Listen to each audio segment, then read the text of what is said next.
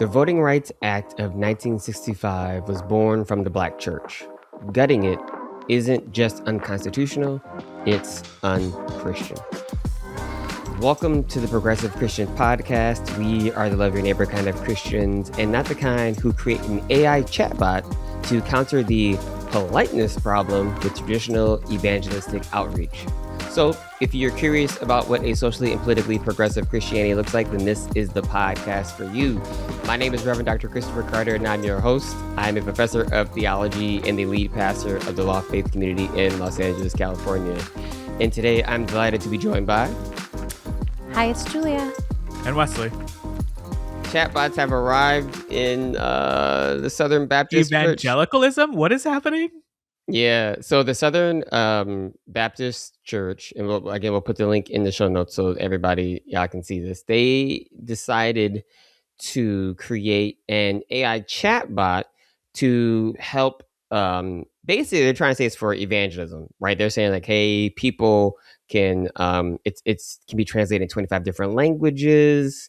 People can, rather than trying to getting bad information from an actual human being, they can type something in this chatbot that's going to give them the correct answers. But again, their correct answers are very narrowly interpreted from their own context. And so, like, if you ask the AI chatbot how old the Earth is, it's going to say 2,000 years. Yeah, a couple 6,000 years. How old is it supposed to be? Yeah, like that kind of 6, stuff. I think. Yeah, I think just over Like 6 or something like that. So, I but it's like, it's wild because there's all this evidence of how, like, it's incorrect in terms of even trying to use the AI bot to actually read the Bible can sometimes give you false information. And so all this stuff we've been talking about AI and the challenges with it. So why would what? So hold on. Okay. No, it's All like right. it makes your brain fry. No, like thinking about like AI as like an evangelistic tool, because somehow it's like, let's further decouple this, what is supposed to be this like communal relationship of bringing people into, your faith or your community. Let's like give it over to a robot that is going to tell people wrong thing. Well, and also for the people who believe in like revelation and the inerrancy of script, like all of these things that like the everything comes from the Bible. It's so weird to me that they would like want to outsource that. Like how, like, because like if these, I'm learning. Isn't it So, like your job to like evangelize? Like when you're like a Southern Baptist, isn't it like your calling to do this work? yeah, And or now like, we're or you go to hell, right? For some of them. I guess. So you're taking away your So- card to heaven. What is? So then This what do is you do then? What are you crazy. doing here? Like I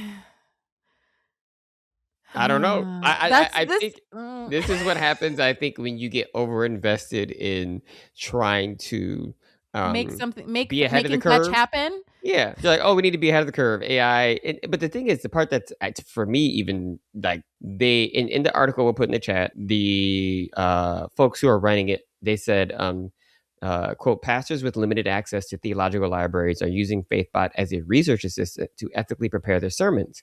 It surfaces sources, raises interpretive questions, suggests frameworks, and then gets out of the way so they can distinctly do the human work of preaching. But the thing is, can we hack it? What Can is the we word hack ethical it? even doing in this? Can we hack it and put our ideas in it? Yeah, it's like, oh wow, Can we trick them? Can we hack it? See, and put look, in. Tell it. I can't, actually. Now, this should not be on the podcast because I don't want to be liable. I don't want to be liable. Okay, so we allegedly we need to go back to school, get degrees in computer science, there's or a some lot sort of of hacker course. No, there's there's actually. Steps. I'm just saying. Wesley, there is literally 2 people at the loft that could do this that I know right now. But anywho, I will. Yep.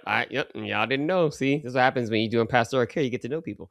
All right. On that note, we are not talking about the faith, but the AI invasion of the Southern Baptist Church. We are talking about the Voting Rights Act today, as I mentioned off top, and just the recent ruling in Callais, or that just gutted it, basically, that ostensibly took away the last vestiges of laws that gave us the beginnings, that something that kind of looked like a multiracial democracy. I don't want to say we had it, but we were on the path to potentially having it. But before we get into that, I want to invite you to be a supporter of our podcast. If you like the podcast, you can find the link in the show notes to give a tax-deductible donation. We appreciate a one-time donation, or you can sign up to be a monthly supporter. We also just released our latest newsletter where I go into more depth about the Voting Rights Act. And so I'm not going to be able to cover all the topics that we're going to talk about today, which is why I knew I need to write a newsletter about it, because I had so much stuff on my head. So please check that out if you want a little bit more of a detailed analysis that we're going to be able to give you in this hour. But I definitely want to start off by just explaining a little bit about what the ruling was, in case some folks didn't know or didn't understand exactly what happened.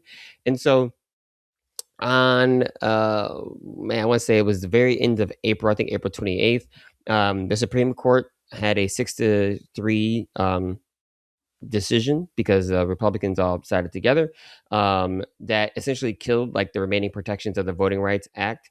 The majority opinion, written by Sam Alito, it basically struck down the creation of a second majority congressional district in Louisiana.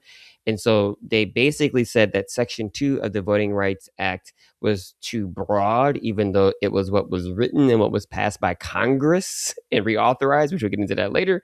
They're saying that it needed to be narrowed because it took away too much power from the states.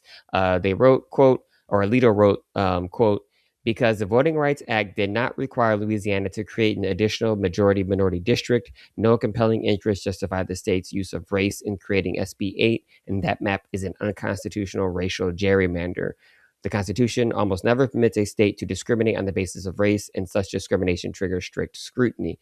So essentially what he's saying is that while the Voting Rights Act was written to prevent racial discrimination, he's saying if you use race at all to measure discrimination, it's discriminatory. Now, again, that literally doesn't make logical sense, right, to most people. That's why I have to use all these double negatives. But that's ostensibly the point they were trying to make, is they're saying, hey, because you use race to create this other map, the non-Black folks, and I think it's literally the plaintiff's name, these are the non-Black people in Louisiana, were a party to a, how did they phrase it? The non-Black people in the state were victims, basically, and lost political power. And so this is why this map is illegal. And so that's where we were in terms of that, right? That decision. And it just basically created a cascade of nonsense. Go ahead, Julia. It's in line with their gutting of affirmative action. The idea that like race, you shouldn't mention race because white is not a race. White is status quo. And so anything other than that is discriminatory against the status quo. If you are white and you apply to college, you're allowed to talk about all of your legacy wealth and all of the things that you have achieved and all of your trips abroad and your internships that your dad got you. But if you are not white, you can't talk about your struggles. I mean, basically what we have seen, what we continue to see, is this moral equivalency between we can say that essentially they see any federal effort to deal with racism as morally equivalent to racism, right? And so they see affirmative action just as racist as Jim Crow in their perspective, right? That's how they're understanding it, because for them it is using race to make an analysis of a situation. There's this assumption, essentially, that structural racism and racism in general in America is something that most people morally do not do. It's like it's the benefit of the doubt. They start with the benefit of the doubt rather than looking at context and history. And so that's how they experience it, right? They're like, oh, it's racism, rather than reparations, or rather than actually acknowledging what's happening. And so it is that fundamental flaw of this moral equivalency. It's like how people get mad when you say, they get more mad at the identifying and calling out of racism than the actual racism, right? 100%. And so Because they always think that it's the exact same thing. I've had a white woman say to me when she did racism, she's like, well, calling someone racist is the worst thing that you can call someone. I'm like, I don't know if that's the worst thing. Could be the doing of the racism. That's actually worse. I think that you are, once again, being very generous in your assumption that they do not know exactly what they're doing. I just think that this is, I know we'll get to it. What do you mean? I do think like they know what they're doing. The idea that they just feel that this is just offensive. I think that they are trying to bring back Jim Crow and they are trying to make America great again, as they've been saying. I don't think that they feel this is unjust. I think that they feel that it is unjust because they believe that they are white and so they should be in power. I don't think that it's like a misunderstanding or like they're just in their feelings. Like, no, I don't think that at all. I think that the arguments that they've been making for the last 10 years about illegal voters and voter fraud and about how people who shouldn't be voting have been voting in these elections and that's why they're losing. I think that what they mean is they think that only white men should be allowed to vote. That's why when you're like, but there's no evidence for that. They're not talking about evidence. They're talking about what they believe, not what they feel. No, I do think we actually agree. I guess what I was trying to say is that is the space for which they start their like discernment or their arguments. Yeah, it starts from that space. It starts from this moral equivalency that actually doesn't exist because again, there's this assumption when people don't agree with them, rather than saying, well, how might I be wrong? They say, well, this person is clearly wrong, right? There is no internal self-reflection. There is no detailed or internal analysis. It's this argument that is just exhausting, where it's like, people say, well, slavery was a long time ago. Jim Crow was a long time ago. How long do we have to keep on doing this? That's what you hear. It's like, well, how long? How long? Maybe until all of the people who were around being uplifted by Jim Crow, the white people, maybe until they're all gone. But even then, the vestiges of their ideas and thinking continue to be passed down into new generations. So it's like these protections existed for a reason. And now, because we have a conservative movement that has a through line of anti-blackness, not only are we seeing the removal of black people within the administration, left and right, since Trump took office, but now we have the ability for black people in the South to vote in representation being taken away. It's like I've known that the conservative Republican Party has been anti-immigrant and anti-black for a long time. Maybe this will make progressive or liberal or maybe even some conservative white people begin to see that. I'm not hopeful for that reality, but it is so much more clear now than it was before. And I don't know what to do with that. It's just like a continuation of the segregation that conservatives want in this country. I do think that, I mean, I just literally got off a meeting with someone whose parents live in Ohio who actually have done that shift. They were 3-time Trump voters and now are like, it took this long, but they're getting it. And so, Westley, that gave me a glimmer of hope to be like, okay. And what I have found with these, and it's the older people, is while they, at least some of them, not all of them, so this is maybe even a minority, but it still gives me some hope. They don't look back on the 50s and 60s fondly. Like, they don't look back on them like, oh, they look back and they because this is when they're still, seeing the images of Bloody Sunday and all these innocent people dying. And it's still, there's still a memory that lingers with some of them that thought we were beyond this. And I think in some part of them feels like he's going back in a way into a place that they don't want to go with respect to that kind of violence and that rhetoric. And so they realize now he's lying, even if they thought on one hand that it wasn't that bad. But so Julia, what it is they didn't believe us when we had told them this is what's happening. No, but he said, I want to make America great again, like the 1950s. Like, that's what I don't understand. It's not even that he lied. He's been saying the whole time, oh my gosh, do you remember when?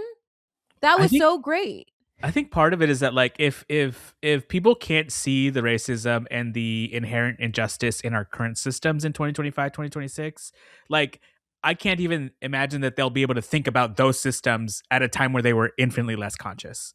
Like in the 1950s and 1960s, like, there's such a disconnect with what was happening then and people's experience now that I just, it's like, I'm not giving them any sort of like benefit of the doubt. It's just like, I'm not surprised you couldn't think or couldn't realize that the 1950s, 1960s were just terrible time for everyone who wasn't white. I don't believe that they don't know that, though, because you're telling me that all of these people who lived through the civil rights movement thought that everything was just fine? I think they had internalized this idea, not that everything was just fine, but that kind of racism was essentially impossible to recreate, that there was guardrails in place, and that people of color, Black people specifically, who were complaining about racism, were exaggerating what was happening. Yeah, we're all just liars. Well, they still think that. But, I think that's the difference now. So that's what I'm trying to say in this particular instance with this one person that I was able to talk to about his family. They actually don't believe that anymore. And so why should I have taken all this evidence? I have no idea. But again, that is what it was. So before, I want to go take a step back real quick and also just talk about how we got here, just briefly, so people know. Because Julia, I know in our show meetings and emails, you had a point that I know I want to have you articulate in a little bit greater detail. But this has been a long-standing project of John Roberts for a long time. And so when Congress had to vote to reauthorize the Voting Rights Act in 1982, and the Reagan administration tried to essentially change it because people were still doing racist stuff. And so there was no way they didn't have some of the strong metrics and ways to actually measure with things with respect to pre-clearance and how they were going to assess racial disparities or making it hard for people to vote. Because what happened was there was a particular case where you could tell there was a racial gerrymander to disenfranchise Black people, but the people didn't say the N-word, basically. Like they, you know what I'm saying? And so in the 80s, they're like, well, this isn't racist because this person's intention wasn't racist. But even in the 80s, they're like, oh, we can tell that it's not the intention. The impact is that it actually disenfranchises people. So Congress voted to reauthorize it and put additional protections in to give the federal government more regulatory power over state elections. And the person who the person who wanted to see that protection dismantled, Julia, was his most dishonorable justice, John Roberts. Yeah. It's his life's, and I'm very hot about this because I have a mother who grew up in Jim Crow in Kentucky. She was a full-grown adult before all of this. Like she grew up in the 40s, like in it. And looking at the videos of people marching in Selma last weekend, I think there's something especially cruel about having these people who integrated schools, Ruby Bridges, right, who's what, in her 60s, late 60s, maybe early 70s now, who was traumatized, now having all that she did as a little child, the abuse that she took to get to where we were, and have it snatched back in their elderly years. It feels so mean. Like, and the fact that John Roberts has wanted this his entire life, like this is what he's been working towards, because most white people in the South didn't believe in integration. And the whole reason that we have the Civil Rights Act and the Voting Rights Act is because they disagreed. And this whole time, they've been talking about the South is going to rise again. And we've been up here like, no. Oh, what are you talking about? Oh, y'all are crazy. Oh, you're crazy. And like 10 years ago, he was like, well, I'm going to make America great again. And we were like, wait a minute. And now here we are. And these Confederates done snuck in the back way and are out here dismissing Black in Tennessee, sending them home, removing people from legislature who are voted in, fully doing Confederacy. What? Fully doing Confederacy. That's a good way to put it. They're just doing it. Doing the Confederacy. Out in public. They're just doing the Confederacy.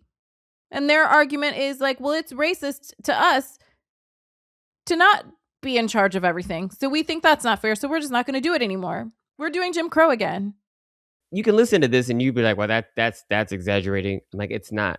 Like, it's not. Like, when you actually weigh out the consequences of what this vote does, it really, and honestly, but people forget about Jim Crow. And I think what some black folks got was it disenfranchised a lot of white people too.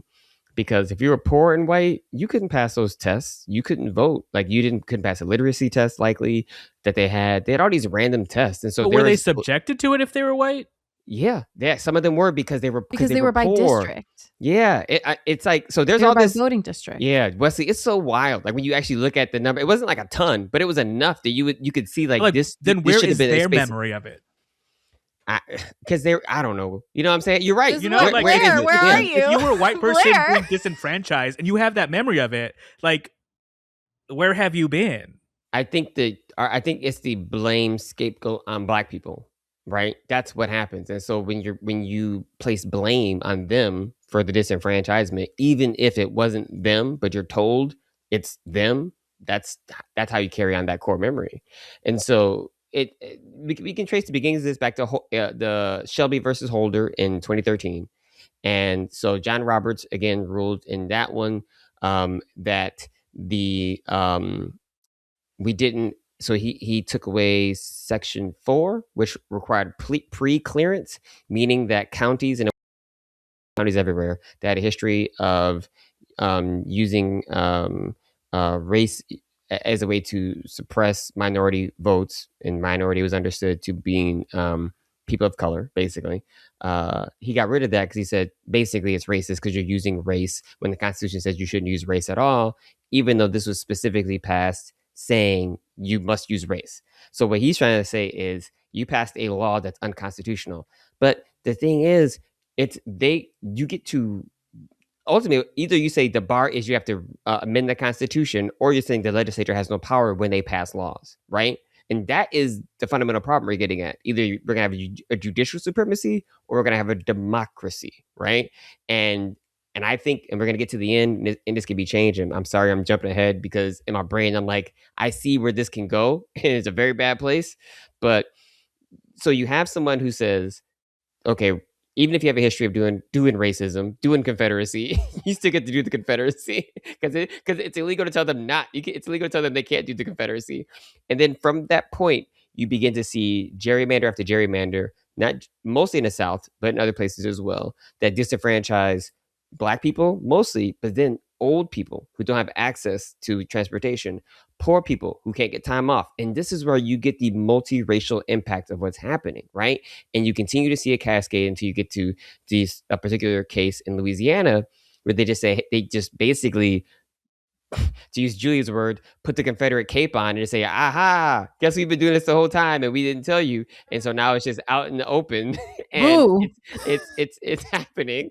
And so this is where we are, where you have people, as Julia said, who had to do the brutal and dangerous and life-giving work of integration, having at the end of their lives, making the same arguments. And that just has to feel horrible and depressing in some sense. It's really, really bleak to witness. Like, it's heartbreaking. Like, it's like my grandfather's youngest brother passed away 3 years ago and he was 98. And I just thought about everything that he saw and so grateful that he passed away before the second Trump presidency, because the first one was bad enough. But I think that I think that it's important for people to remember like I said earlier, like Jim Crow didn't just end. Like, it's not like everyone was like, we don't like it. Like, we're going to stop doing it. Like, it was due to very specific laws. And so when those laws are gutted and God forbid, like at some point perhaps overturned, then that's what that means. Like, so if we don't have these things, when you remove them and we go back, I know Kamala said on the trail, she said, we're not going back. Well, look at us now. Where are we now? We moonwalking, man. We just moonwalking back. I'm like, that's the proof that she was a liar. You said we weren't going back, and look at us. Yeah. Scary times, bruv. Yeah. Oh, there we go. Scary times.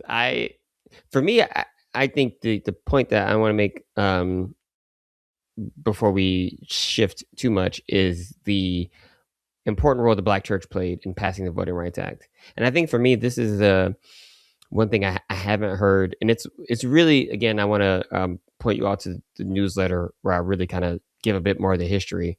Like, we wouldn't have the civil rights laws and voting rights laws in this country that helped, like, literally women, people of color, and poor people if it wasn't for Black Christians and Black people of faith, because some of them weren't necessarily Christians specifically.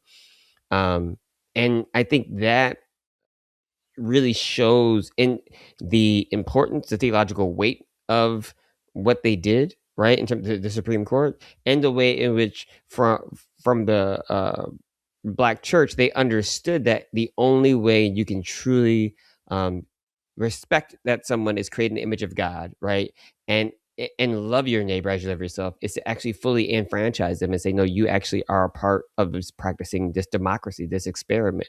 And this is where you have people like King begin to emerge as a child, right? Basically, King was in his early 20s when he gets, chosen to be the quote unquote figurehead of the bus boycott. And even before that, like even before King, you have people like Howard Thurman articulating a vision and talking about nonviolent resistance and being able to, again, give theological weight to persuade a broader coalition of, definitely including some white people, to say this is a moral issue, this is sinful, this is a sinful act, and to continue to operate in this way is an affront to what you claim to believe. So when I see this happen, and you see the silence of so many churches that aren't talking about this, right? Like, I'm like, this, like, it's crazy. Like, whether it be mainline or evangelical, like, this is a theological issue because it would not have happened if it wasn't for the Black church. And in some way, I think it really goes to show how little people know about the Black church. And you really just don't know the role that it's played in shaping our democracy and in shaping theology. That is something that we touched on a couple of weeks ago, I think. Yeah. The idea that, like, people don't understand how foundational the Black church specifically has been to progress, generally speaking, in the United States of America. They don't know. And that's what segregation does. It means you don't know. And I think that everyone should consider reading, watching The Black Church by our dear elder Henry Louis Gates Jr. An excellent documentary. There's a book about it. But in it, he talks about the way that during Jim Crow, during Reconstruction, that the Black church was the community hub and provided for the Black community the things that the government refused to. It was like the missing piece. And so, of course, that's where the organizing for these things started. And it is deeply, deeply theological. Like, these are people who were emancipated and believed that they believed that they were, like, beloved children of God, and they believed that they deserved freedom and, like, I don't know, life, liberty. I don't know. Pursuit of happiness. Pursuit of happiness, maybe. I've heard those somewhere. Rings a bell? I don't know. I want to read a quote from Fannie Lou Hamer that I think I want us to, I guess, to fully understand exactly what people were willing to sacrifice during this time. Fannie Lou Hamer is a profoundly influential activist who obviously, again, was a Christian, but also did so much work to start the Mississippi Democratic Freedom Party, which challenged the Democratic Party's unwillingness to seat Black people who were elected, and just really caused and put voting rights in the front and center. Someone who just was willing, literally gave her life. I know her more from her work in food justice. Her Freedom Farm Cooperative and Collective was just did amazing work and really basically set the template for what we do for community gardens right now. But so this is a quote. She's getting interviewed in 1962, or she's getting is later than 1962, but she's telling a story of what happened when she first went to register to vote. She says, well, there were 18 of us who went down to the courthouse that day, and all of us were arrested. Police said the wrong color, said it was too yellow. I went back to the plantation where my husband, Pap, and I had lived for 18 years. Mr. Marlowe, the plantation owner, had heard that I tried to register. He said, we're not going to have this in Mississippi, and you'll have to withdraw. If you don't withdraw, you will have to leave. So I left that same night. 10 days later, they fired into Mr. Tucker's house where I was staying. And so, like, this is the thing, like, people are literally willing to starve themselves. Like, so what happened was, like, people like Hamer, the government paid farmers to keep their fields fallow, so people like Fannie Lou Hamer and other Black agricultural workers could not work, right? But because they weren't growing food, other people went hungry. The food prices went up. The only people who could afford food to get what we would call, like, across state lines. That's more wealthier people. So all poor people were suffering just to keep Black people from voting, right? So, like, that's what I mean when I'm talking about the broad impact. I'm like, this has actually consistently hurt way more people than just Black people, just to suppress Black people. They're like, you got, I guess, break some eggs to make an omelet, right? Like, it's that kind of thinking, which makes no sense. This is why I think there are many theologians who could read the scripture and somehow take from it that we should be focused on caring for the marginalized and I don't know, dare we say the least amongst us, the least of these? Yeah. This is why. Well, I think what it reminds me of, or the parallels in what the judicial system has decided to do, and what conservatives have decided to do, and what's happening in the Christian church with conservative white supremacist Christians, is they're both unwilling and uninterested in the context of why these things existed, why these phrases are in scripture, why this ruling came to pass in the court system. I mean, I'll just take the topic of homosexuality. Conservative Christians will just look at the text and say, well, it says this, devoid of any context, uninterested in any context. And now we have this judicial system saying, well, racism doesn't exist anymore, or we are past this, not even willing to acknowledge that racism is still very much embedded in our society, not just in the laws that we pass, but in our housing, in workplaces. Like the fact that there's legislation about respecting people's hair in the workplace, that we have to legislate that because companies over and over again choose to punish Black workers for how their natural hair texture exists. Like, unwilling to engage in context for the purpose of furthering their own initiatives or their own perspectives. It's just a through line that both groups are doing. And funnily enough, both groups call themselves Christians. But, like, yes. And this is not just like that they're ignoring racism. Dare I say, John Roberts is a racist, allegedly. Dare you say? Allegedly, right? He grew up before integration and has spent his entire life resenting the fact that these races have mixed and trying to undo that. Like, this is not just like, oh, we have a different, like, he's not ignoring racism. That's not what he's doing. These are the same people that when you look at the lynching postcards, these were the little kids that were lynching Black people on weekends at barbecues. This is who's running our government. Yes, this is who's running our government. This is who these people are. And this is the historical amnesia. Allegedly. Right? Well, people just don't know. That's not alleged. Like, there's books written about how people. I'm just saying. I don't know that Mitch McConnell was there. Anyway. I'm just saying. Photography wasn't as prevalent.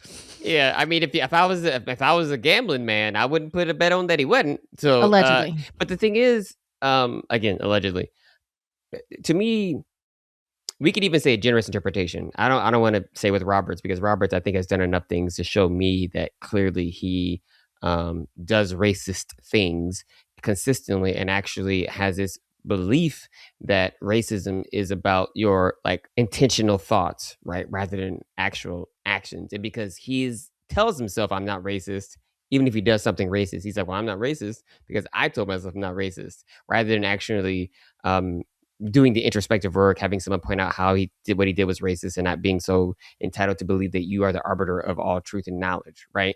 And so, again, Julia, you're right. I do think that these people, there are some of them that are racist, and most of them are doing what I would say are racist things.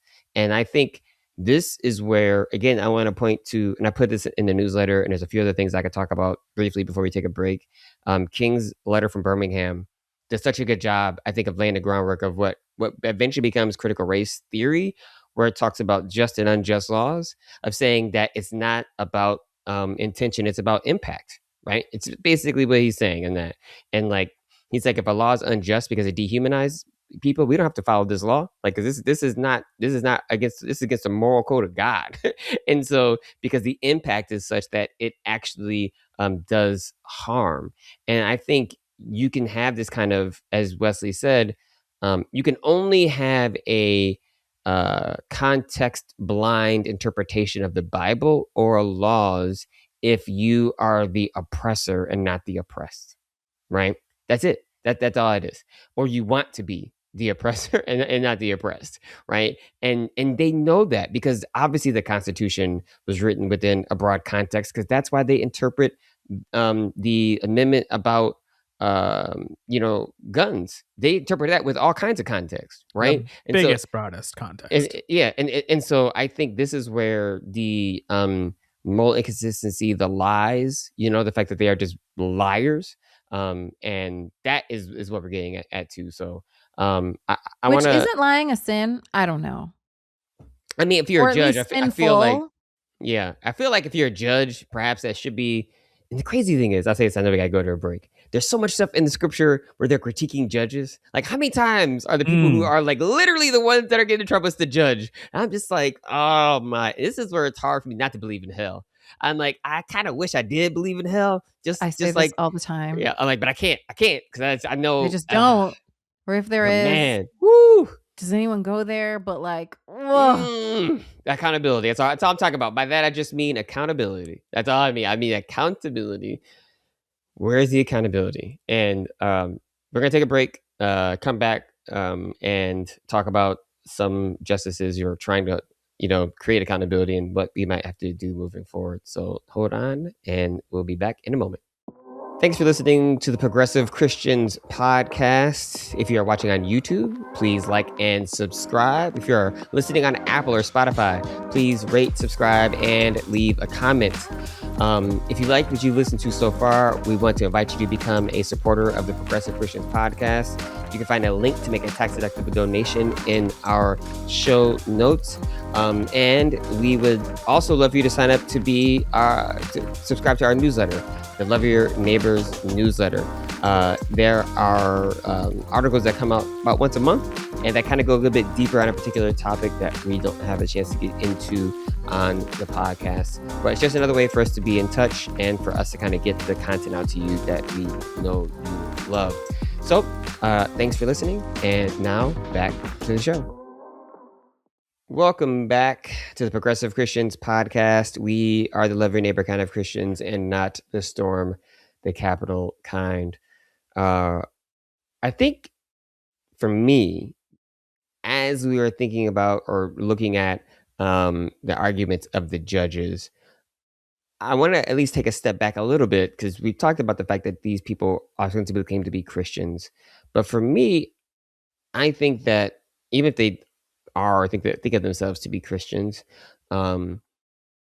it's shocking to me, I guess, in some sense that, well, I shouldn't say shocking, disappointing, sad, I don't even know, right? That they aren't angered at the way in which this disenfranchises so many white people. And this is how I think this connects to white Christian nationalism. Like, their idea of people or whiteness or humans is so tied up to a very particular, ready.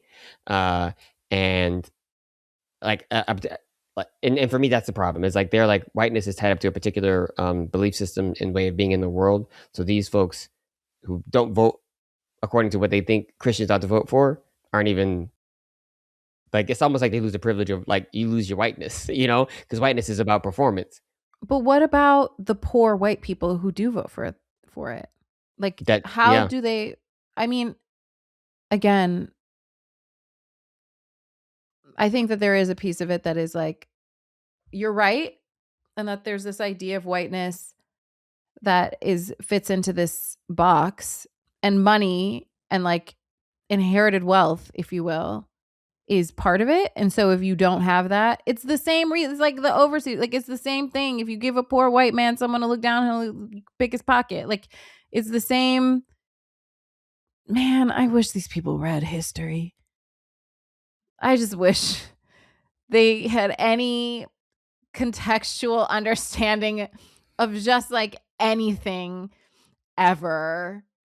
It would be really helpful. I mean, Wesley, I think this gets to your point, right? Where, like, conservative Christianity, like MAGA Christianity, Christian nationalist frameworks, right, have been arguing for a context-blind interpretation of Scripture that now is applied to how we read laws, right? That's essentially how we got here. I think it breaks my brain, because when we're thinking in the context of voting, even when we think about like voter ID laws, so many people just cannot imagine how this at a future date might negatively affect their own ability to vote. Because, I've always been able to vote. I have an ID that put two and two together, we're done. But, if you were someone who lost their home in the Palisades and now has to go vote a month later, and you don't have any of your information, now you can't vote. But you didn't think about that because you thought your life was going to be perfect and you would never have to deal with the small things that make voting difficult if there's voter ID laws. And so I think the thing that I wish MAGA Christians, white conservatives, white if liberals, they even thought about white liberals, even if they thought about how it might affect them, that they might one day need the protections that give them the right to vote, that give them an ease of voting. And so, like, even as we're talking about how this disenfranchisement, this removal of the Voting Rights Act is going to disproportionately affect Black communities, the way that they've couched it on forming it as like, you can discriminate, or rather you can make a district based on if it's party. Democrats, you can disenfranchise by party. Like, you will be in that group, maybe not right now, but you will be in that group. And so, like, that's it's so mind-boggling. And also, I feel like in blue states, red states feel really, really far away, and like they're next door. They're taking like, not all just our money. geographically, but just but right. And so, potentially 200 Black legislators are removed from Congress, and those seats all become Republican. That's going to affect a lot of how the federal government works. Like, it's going to affect, and if they do reach a 2/3 majority, which they could, it's going to affect. There's the Constitution Amendment. This is what I mean. Like, it's a slippery slope, and I don't know. I feel like we are sliding really quickly towards the bottom. And I think the thing that's scary about that is that I don't see, like, the American population reacting as if that were the case. because it always feels like, you know, you talk about the slippery slope, and it does seem like the slippery slope is like an infinite slope. Like it's just, you just keep sliding, but like at some point there's a bottom, and at the bottom are the rights of every single person that is not a straight, cisgendered, white, heterosexual, wealthy land-owning man. So if you do not check every single one of those boxes, there's a right that that is on the table for you to get yoinked.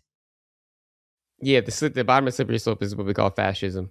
So and like, I mean, basically the article that I link in the newsletter talks about the fact that we're in fascism's legal phase, right? Where you're just making it, and this is what Viktor Orban did, right, in Hungary. I mean, like, this is not, again, Julie, you've talked about knowing history. Like, this isn't, they're not doing anything that you can't look at other countries or history and see this is what's happening. There's nothing new underneath the sun. I mean, part of the argument that I made in the article is that this is just like Plessy versus Ferguson. Like, this is it ties right into the same logic, because what they did in that ruling that legalized Jim Crow is they're saying, hey, it's okay to discriminate based on race as long as it's separate but equal. But you knew contextually it was not equal, right? It was never going to be equal. It was never going to be equal. That's the whole point. That was the point. And so now they're saying, okay, now it's okay to discriminate based on party affiliation, but you can't decouple party affiliation from race, because in this country especially, party affiliation has been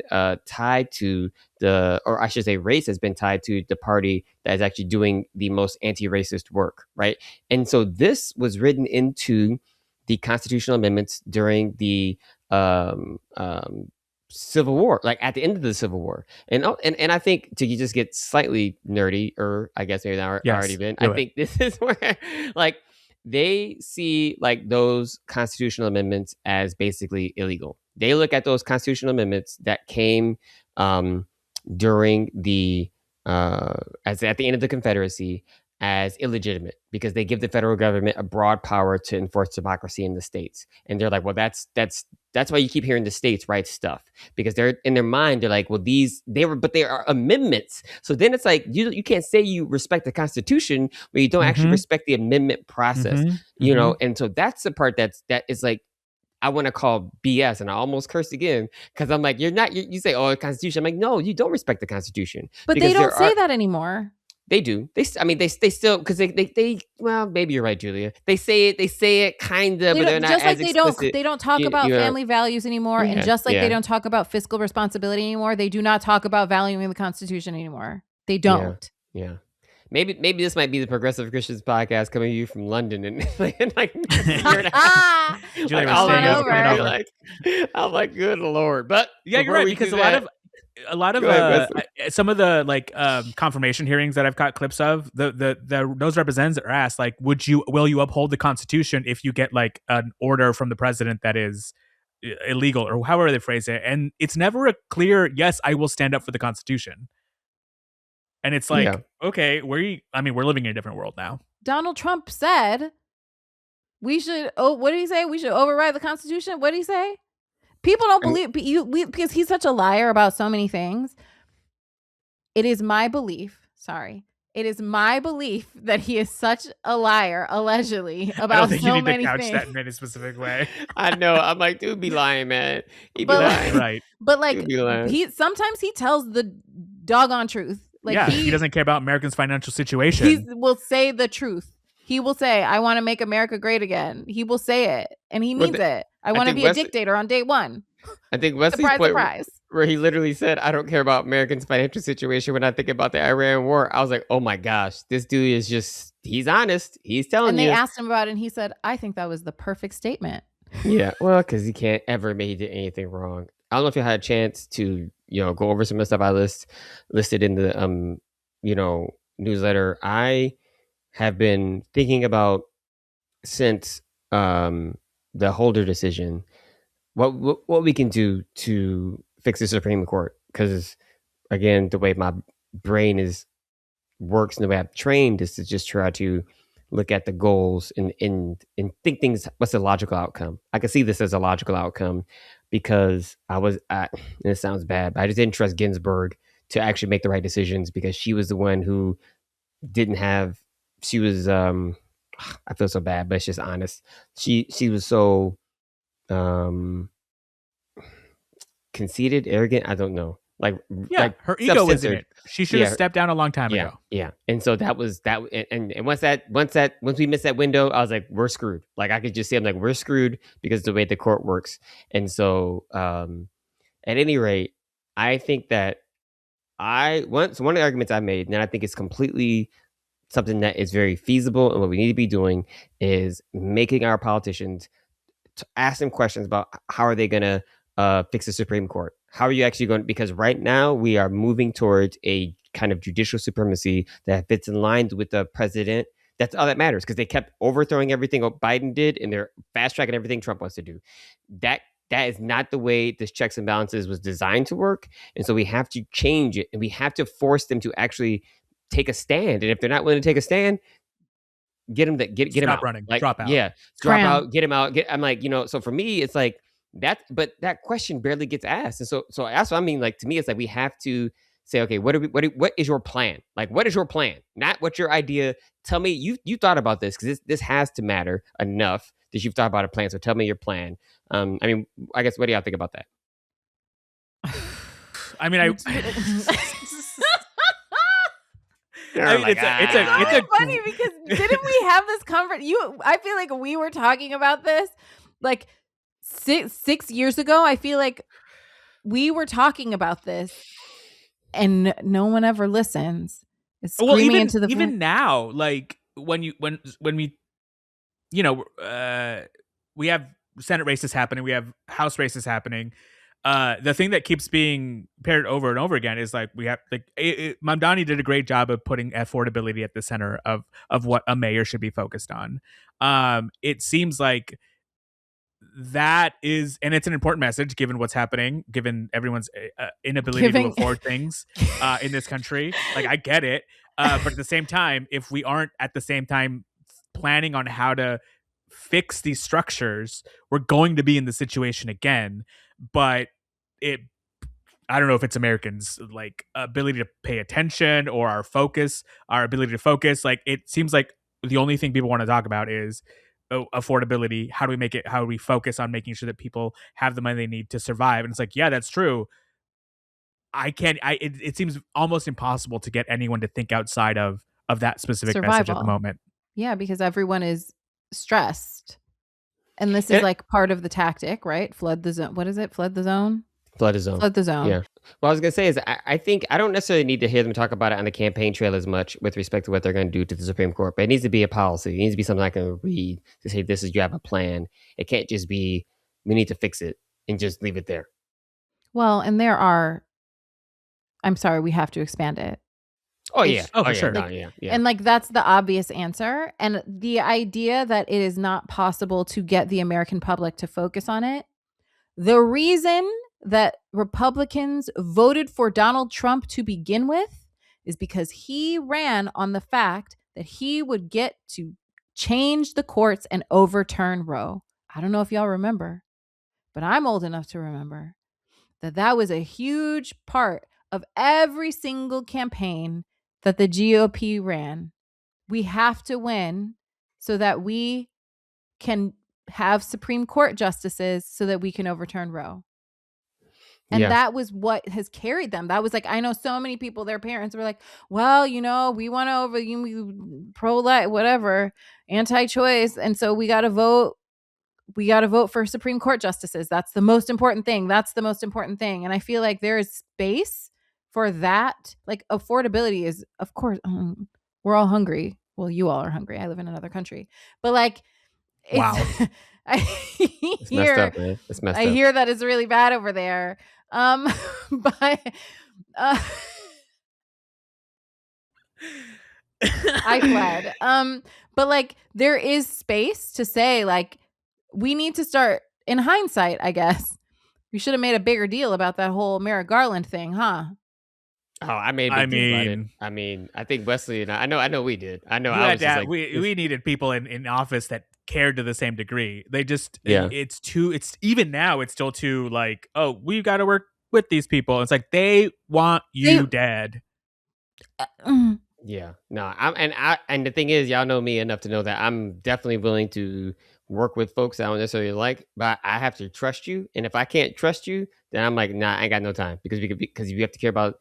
Do you care about people? And I think this is where I love about AOC is like the things I hear her talk about. You can clearly see she cares about people and not about power. I'm sure she wants to be empowered and do things, but her message, her rhetoric, what she's doing is so people centered, and I think to me that's what matters. And Julia, I agree. Obviously, we need to expand it. But the other thing I did not even know until recently was that they didn't have any ethics laws. Like they had no. Oh my gosh! I'm like, so all these people are like with billionaires, like Alito and Thomas. I'm like, how are you not held just to an openly ethical accepting bribes? They and can just... like and how can we? So Congress needs to be passing ethics laws and saying you're going to hold you to the same standard we hold every other judge in the country. They can't hold themselves accountable. Yeah, no. And so this is so, the true slippery slope. But you can't say that you need an ethical court when you don't even have an ethical president or an ethical Congress. So like, how do you now hold anyone to any sort of ethical standard when no one is doing it? Julie, you just gotta vote more. Vote harder. Vote harder. Vote harder. Yeah. Vote harder 2026.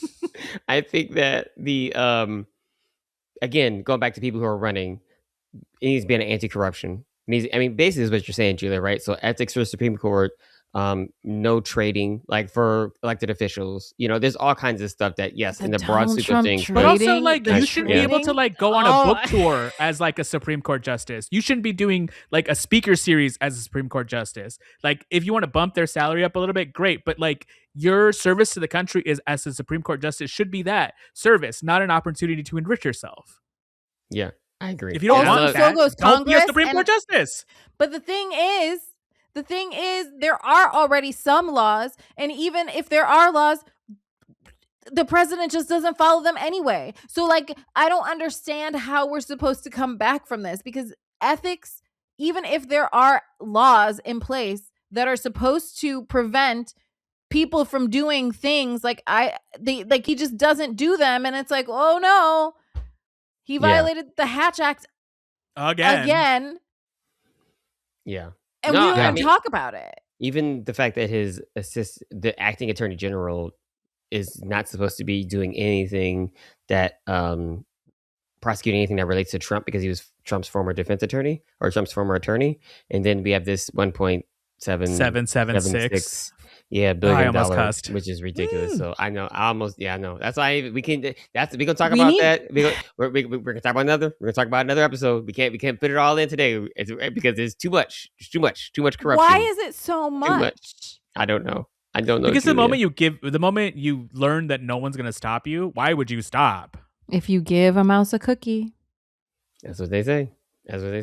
And so the last thing that I want to say briefly, because a lot of people weren't aware of it, and I just found out about this a few months ago, is the increasing number of House representatives.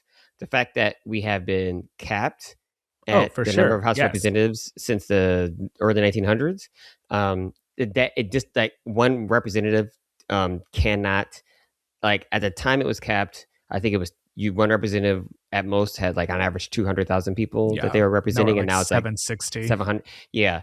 And so uncapping the House would go a long way to make this just much more difficult if we had proportional representation, and it would give the House of Representatives, I believe, as you know, the kind of equal weight that could help, because obviously we live in a space where the Senate gives disproportionate power to smaller states.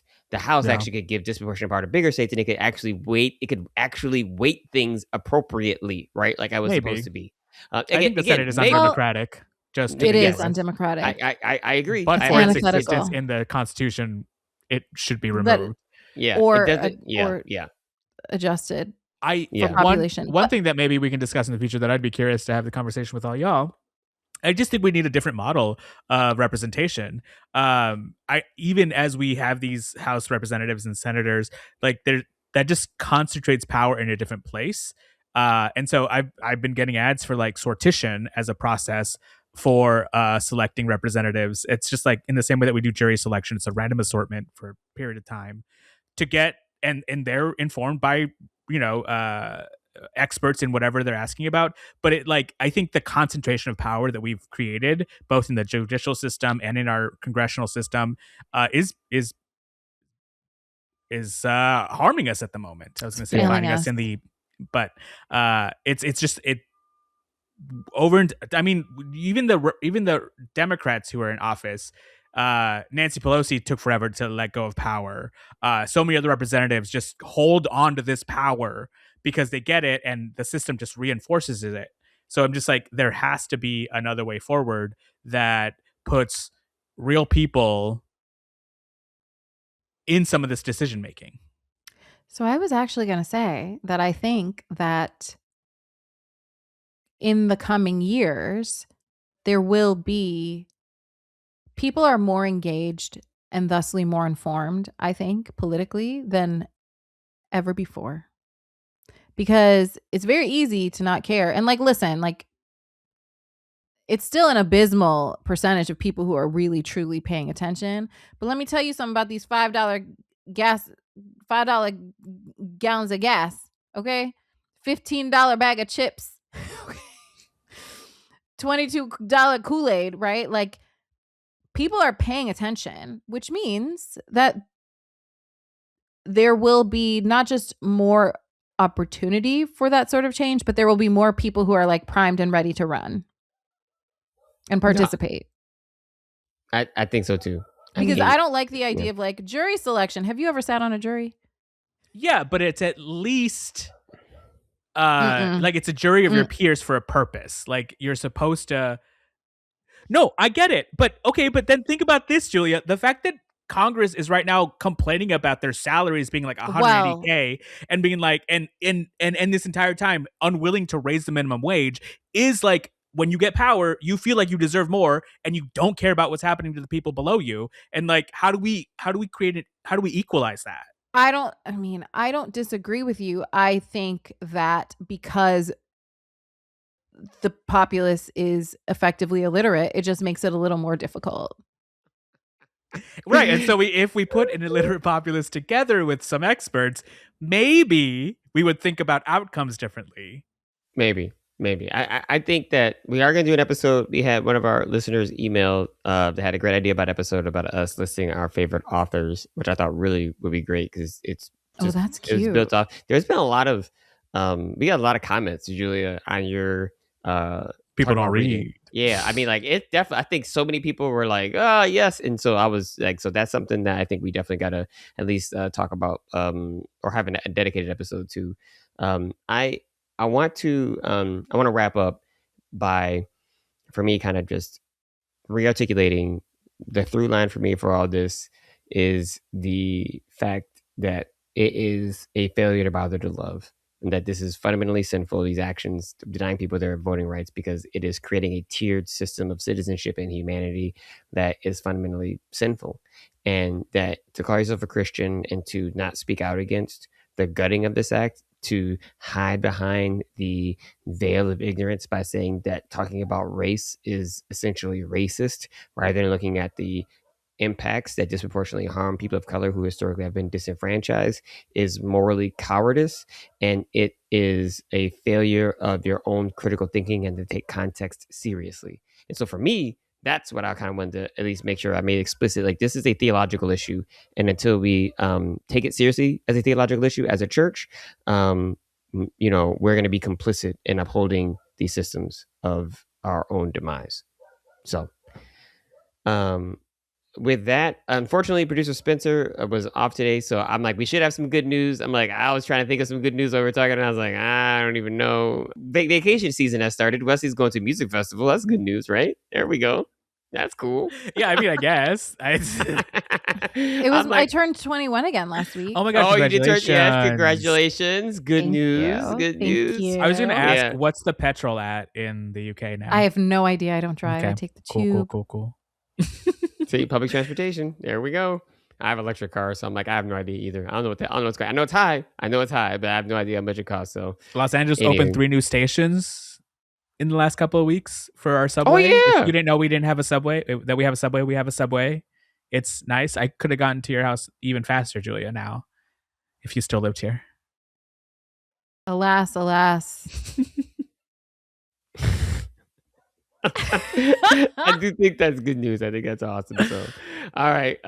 We definitely, I forgot to mention, and our two other esteemed co-hosts had other engagements. Sarah to be here today, but we definitely miss Reverend Blair and Everest. And this was an old school all POC episode, so that's why I got a little bit more lively, so a little bit more off the rails. Topic, I was like, I know we missed our white representation today. I know we did. I needed some of it. We don't know any answers. I need to understand it. Yeah.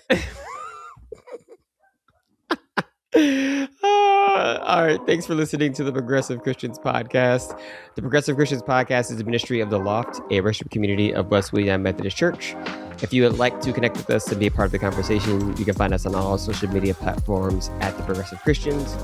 If you have any questions or comments, we would love to hear from you. You can email us at theprogressivechristians@theloftla.org. Our show is produced by our amazing producer, Spencer, and is mixed and edited by our audio engineer, Sahiti. If you like the show, please rate, review, share, and subscribe to it on whatever podcast platform you are listening to it on. Thanks for listening today, and we will see y'all next time. Bye. Bye. Bye.